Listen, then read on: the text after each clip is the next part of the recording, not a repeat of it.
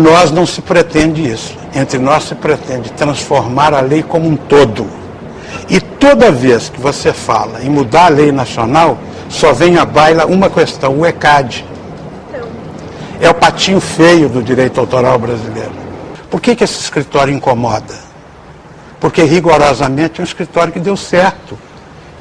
Um escritório que arrecada 400 milhões, mais do que a verba do Ministério da Cultura, como pode ser uma máquina qualquer? O ECAD deve acabar, né? Ou seja, não dá para você manter quase que uma instituição de cunho militar. Se existe algum ranço de militarismo no Brasil, o ECAD é um desses órgãos que ainda que foi gerado nesse período, né? E ele não tem nenhum órgão regulador. Então, se ele bater aqui na sua porta, ele tem poder de fazer uma cobrança você no valor que ele bem entender. Entendeu? Eles negociam, porque a situação deles também hoje é uma coisa meio, né? Sim, corrupção, né? Testa de ferro, como é que você de fato é feito o pagamento disso? Ou seja, não tem muito sentido. E é uma organização que você não sabe direito se é privada, se é Estado, ela funciona ali no meio disso. Então é uma coisa que não tem cabimento, sabe?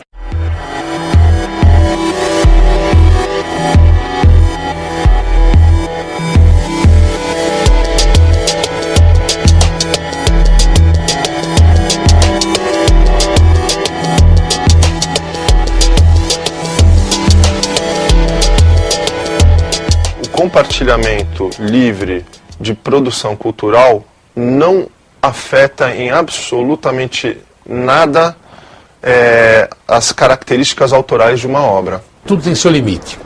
Lógico que atrapalha. Se eu ceder meus livros, eu vou simplesmente atrapalhar o meu editor, aquele que investiu em mim. Então eu acho que tem que ter um limite. Como a lei é contratualista, eu acho que tudo deve ser obra de negociação. Quem mais luta contra isso, o livre compartilhamento, às vezes usa esse discurso de que o autor vai sair prejudicado, mas na verdade não é bem isso. Quem, na maior parte das vezes, sai prejudicado é o intermediário, é aquele que vai ficar com a maior parte do dinheiro ganho de uma obra. Então, o autor, na maioria das vezes, ele quer mais é que a sua obra seja vista, seja ouvida, seja escutada, seja, enfim, seja compartilhada. Ele não é o problema é essa indústria que tem em torno dele, que separa o autor dos usuários. Já que a preocupação dominante de escritor nem é tanto da grande maioria de receber por direitos autorais. Tem os que recebem bem e que tem agentes literários cuidando disso.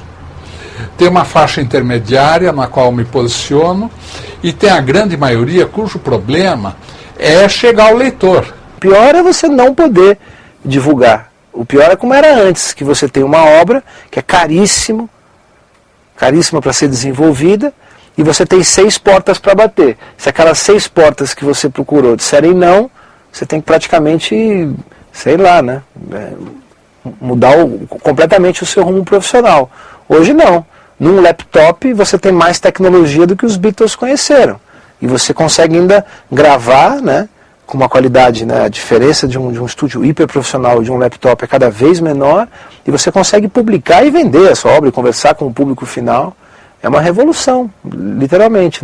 Ou melhor, na medida em que alguém se apropria da obra do outro, sem que esse outro saiba, e compartilha isso de uma maneira geral, eu entendo que isso é uma invasão de autoria, e isso não deve ser aceito. É o que eu digo a você, o autor, do meu ponto de vista, pode tudo. Ele pode liberar integralmente a sua obra ou parcialmente a sua obra. Se ele entende que deve liberar integralmente a sua obra, que o faça. Não há problema nenhum. Ao contrário, nós devemos garantir a ele todos os direitos para que ele possa fazer isso. O que não me parece correto é o inverso disso. É eu não autorizar a utilização da minha criação e, apesar disso, ela ser apropriada e utilizada. Não é Creative Commons nada. É aquele negócio Creative Commons como cara pálida.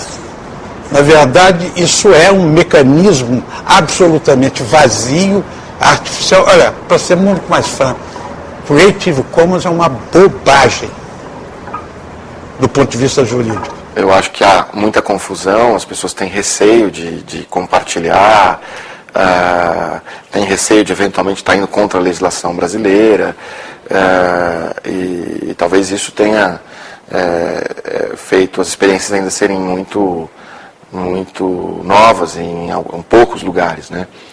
Mas eu acho que é uma tendência, ou seja essa licença, ou seja uma outra forma. Você tem um movimento de cultura digital nascente no Brasil que é muito forte e que não vai parar, porque os jovens estão aí produzindo, estão aí compartilhando.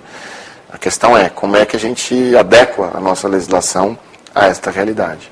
Vai existir os autores independentes, mas o papel da editora sempre será bastante relevante. Lógico que totalmente alterado, né? Eu acredito que daqui eu estou há 15 anos no mercado editorial, eu acho que daqui a mais 15 anos totalmente será, talvez essa estrutura aqui não será mais necessária, né? Ou pelo menos parte dela não será necessária.